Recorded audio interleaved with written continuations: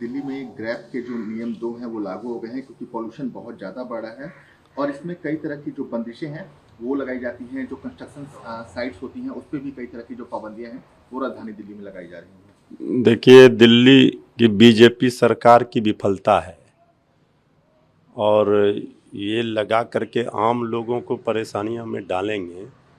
लेकिन ये सरकार को एहतियात के तौर पर कदम उठाने चाहिए जिससे लोगों को प्रदूषण से राहत मिल सके। ये देखा जाता है कि सरकार सोई रहती है और जब दीपावली का ये मौसम आता है इसके बाद हर चीज़ों पर रोक लगा देती है। इसके बावजूद नहीं रुक पाता है, लोगों को परेशानियों का सामना करना पड़ता है, कई लोग बीमार होते हैं। अब तो न्यायालय ने भी पटाखे की अनुमति दी है 2 घंटे के लिए ग्रीन पर।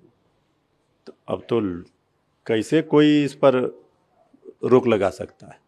तो इसको सरकार को देखना चाहिए और आम लोगों को भी इसके लिए सतर्कता सावधानी बरतनी चाहिए, सहयोग करना चाहिए। सर, कल योगी आदित्यनाथ अयोध्या में थे। उन्होंने कहा कि पहले जो श्रद्धालु हैं उन पे गोलियां चलती थी और हम अयोध्या में दिए जला रहे हैं। देखिए, आदरणीय उत्तर प्रदेश के मुख्यमंत्री आदरणीय योगी आदित्यनाथ जी ये नफरत का दिए जला रहे हैं। ये दंगा फसाद उन्माद का दिए जला रहे हैं।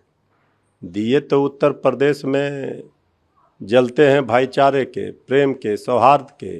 दिए जलाते अगर बेरोजगारी दूर करने के, दिए जलाते अगर आम लोगों के राहत के लिए, तो किसानों मजदूरों के लिए काम करते तो समझ में आती। ये तो गंगा जमुनी तहजीब को ही ख़त्म करने में लगे हुए हैं। तो योगी जी का जो मॉडल है वो मॉडल है नफ़रत का दिया जलाने का। योगी जी का मॉडल है समाज में दंगा फसाद उन्माद लड़ाई झगड़ा कराने का। और योगी जी का मॉडल है बुलडोज़र का, जिसे माननीय न्यायालय ने भी आपत्ति जताई थी। योगी जी का मॉडल अगर राम राज के लिए होता तो समझ में आती। योगी जी ने तो राम राज की बात करते हैं दिए जलाने की, लेकिन सिर्फ नफरत ही बांटने का काम करते हैं। सर, बीजेपी के कैंडिडेट हैं रामकृपाल यादव। उन्होंने कहा है कि जो महागठबंधन है वो अपने सेल्फ इंटरेस्ट के लिए वो कहीं ना कहीं बना हुआ है और उन्हें लोगों की भलाई से कोई मतलब नहीं है। देखिए, बीजेपी वालों के साथ यही परेशानी है। डबल इंजन की सरकार है, 11 वर्षों से केंद्र में सरकार है, यहाँ 20 वर्षों से सरकार है। इसके बावजूद वो कह रहे हैं कि महागठबंधन स्वार्थ के लिए। महागठबंधन श्री तेजस्वी यादव जी डिप्टी सीएम बने, महागठबंधन की सरकार में ही 5 लाख नौकरियां बांटी गई, 3.5 लाख प्रक्रियाधीन करके आए। अब बिहार को विशेष राज्य का दर्जा क्यों नहीं मिला, विशेष पैकेज क्यों नहीं मिला, पटना यूनिवर्सिटी को सेंट्रल यूनिवर्सिटी का दर्जा क्यों नहीं मिला, क्या काम किया बिहार के लिए, ये तो कोई बीजेपी के नेता बता ही नहीं रहे हैं। सिर्फ महागठबंधन पर, आदरणीय लालू प्रसाद जी के परिवार पर, श्री तेजस्वी यादव जी पर गाली देकर चले जा रहे हैं। सर, चिराग पासवान ने कल एक इंटरव्यू में वो एक बार फिर से नीतीश कुमार को अपना जो मुख्यमंत्री है वो चुनेंगे।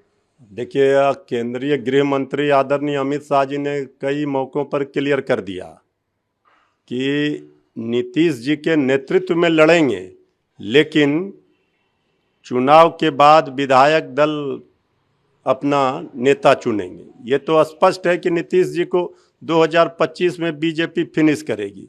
अब श्री चिराग पासवान जी के बोलने से क्या होगा, ये बात तो जेडीयू वाले भी समझ रहे हैं।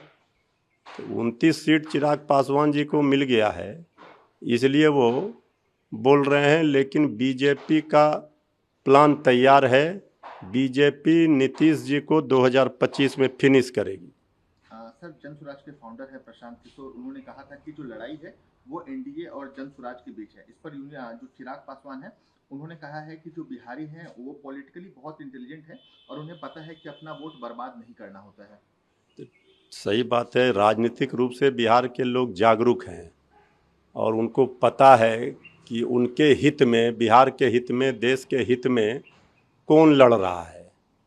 तो यहाँ तो बात हो रही है पढ़ाई कमाई दवाई सिंचाई सुनवाई कार्रवाई वाली सरकार की, और वहाँ बात हो रही है दंगाइयों की। वहाँ बात क्या हो रही है, बिहार के लिए, बिहार के सत्ता में इतने दिनों से हैं, कुर्सी की लड़ाई के लिए सब लड़ रहे हैं, लेकिन सत्ता की उनको चिंता है, यहाँ जनता की चिंता है महागठबंधन को। इसलिए कहीं कोई मुकाबले में नहीं है, मुकाबला बिल्कुल साफ है, बिहार की जनता तेजस्वी यादव जी महागठबंधन के साथ है।